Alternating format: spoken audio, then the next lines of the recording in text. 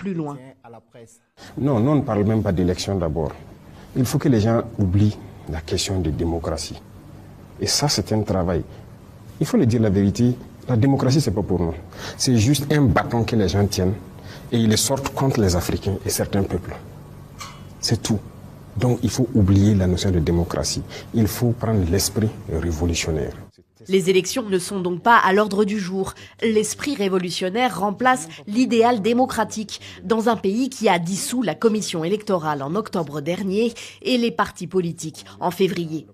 Sur le plan sécuritaire, le dirigeant burkinabé assure que la fin de la guerre est pour bientôt. Personne ne maîtrise notre armée. Aujourd'hui, tout est endogène.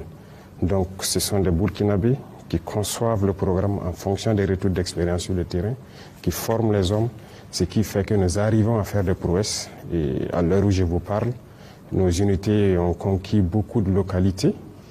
Des zones restent pourtant aujourd'hui encore contrôlées par les islamistes.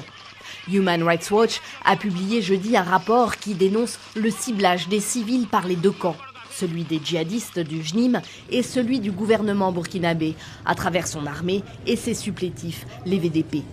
L'ONG a étudié les cas d'une cinquantaine d'attaques menées entre 2023 et 2025. 1800 morts, ça sont les chiffres qu'on a pu compter nous-mêmes avec des listes de noms et des listes de victimes que nous avons accumulées. Sur ces 1800 morts civiles, il y avait environ 1200 morts dans des attaques du gouvernement et des VDP. Lors de son interview, Ibrahim Traoré a assuré qu'il n'y avait pas de preuves que ces hommes appuyés par les VDP tuaient eux aussi des civils.